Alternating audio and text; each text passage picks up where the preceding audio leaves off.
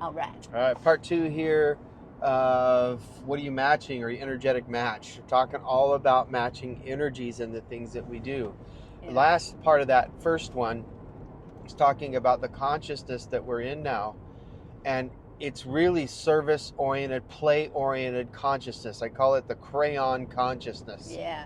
It just came to me a little bit ago, is that you have play and service involved. So you say, well, crayon, what is that? Crayons are those things that we use as children to really explore the world that we're involved in the current now. It's play. And we're painting our own world. We're creating our own reality with these crayons as a kid.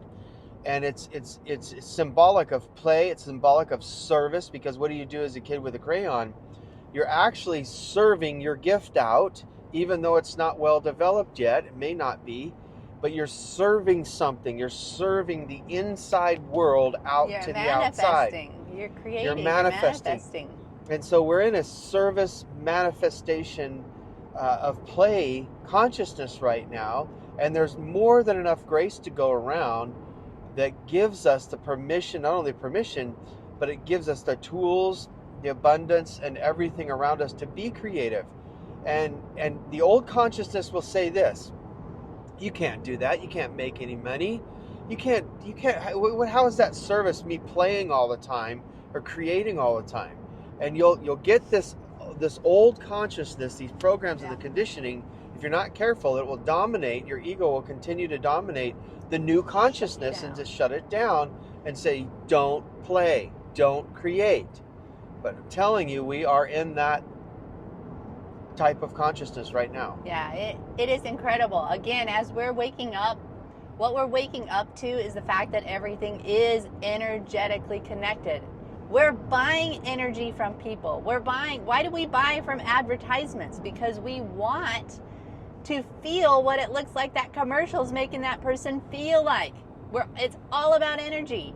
And so this is why it's so key to give yourself permission to let go of an occupation that is no longer a vibrational match.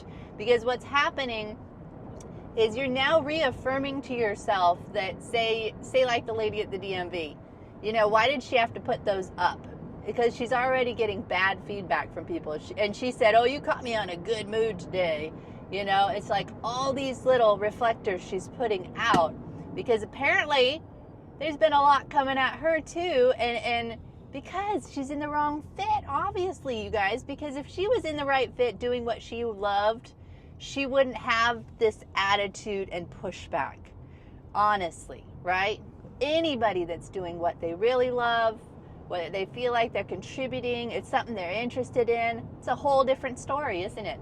But the problem is, if she's out of alignment and she's doing this job and now she's put up all these reflectors and all these warnings and verbal warnings, all that kind of stuff, and then somebody reacts to her, it's now confirming again to her, this small self, that she's a horrible, angry, bitter, bad attitude person. And it just keeps coming back at her. But now again, if she was to shift into something she really loved, the whole story would change. I talked to her before, and somebody might say, well, that's just a one-off. No, I've been in there several times, and she's been the same way. But when I got her on the conversation of more military type of work, we started talking about the military, because I have military past, and she looks like she could be in the military. Yeah. She wears dog tags around her neck. Dog tags, she has short hair.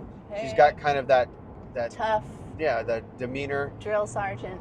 And she started to light up, and I go, ooh, okay, there we go. But I didn't have enough time to really dig into it. But the bottom line is this, is that we are in a full permission type of atmosphere and consciousness that says, hey, I'm with you. I've got your back. Let's do this.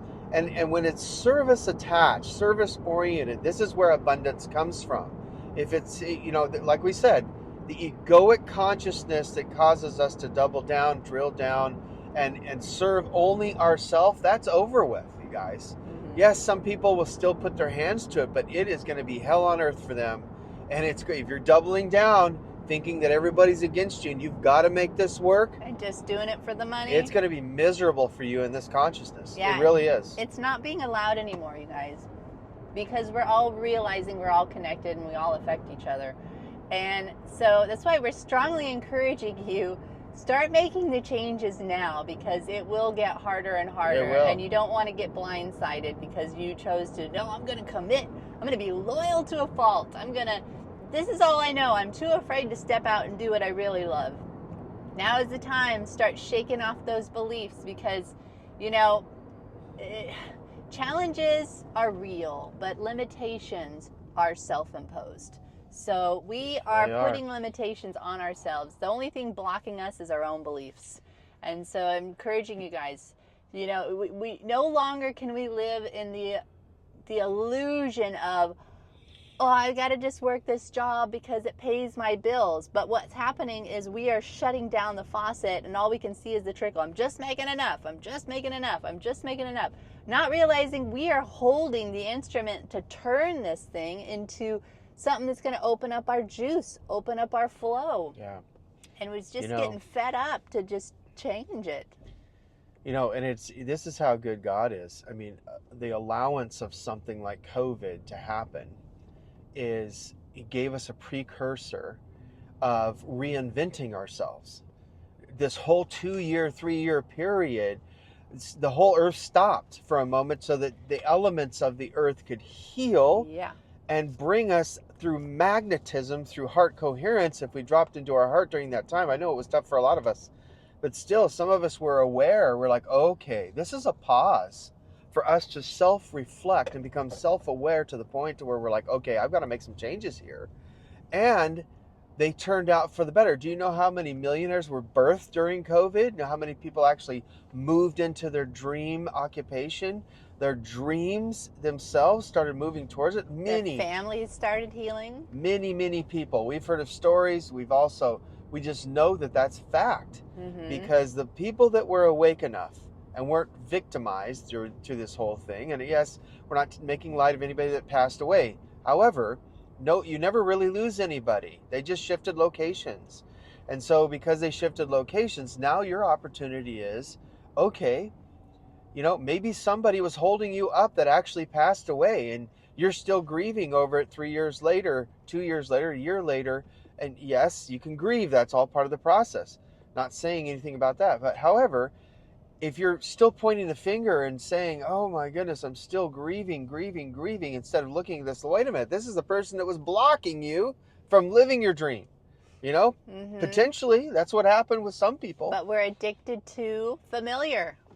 We get addicted to the habits. And so it's so scary. I'd rather stay addicted to the familiar habits and that energy, instead of answer the call to come up into a new energy of freedom. Sometimes we're afraid of our own success. Or we're afraid of feeling powerful. But the very fact that you have these gifts within you and these desires to do something good, there is an audience out there. There's people waiting for you out there. It already is who you are. You're just being called to unpack it. So that's why it's so important, act as though you already are, because you are. That's the bottom line. You are. What you're feeling, what you're sensing, where your juice flows, where the sweet spot is, that's already you. It's just been covered up by society, covered up by upbringing, programming, covered up, but you're an eternal being. So it's in essence is already you. So we just want to encourage you. Start taking the steps, no matter how small, how big, whatever, to start changing the direction, because we do create our reality according to our beliefs. We are in the driver's seat in a lot of ways. And the divine support team is helping us, cheering us on, and backing us up. But they can't override our will. So it's so important. We're paying attention now and give ourselves permission. Do it afraid. Do it messy. Don't be afraid to just, there is no thing as perfection anymore. No. That's just somebody's opinion. That's right. It's all about authenticity now. Pick up that crayon and draw outside the lines. That's right, you guys. Pick it up. Get your cray on. Get your cray on. Get your cray on. Get crazy with creativity. That's right, you guys. Get your cray on. All right. Well, stay tuned for more. We love you guys tons. Have a great day. All right.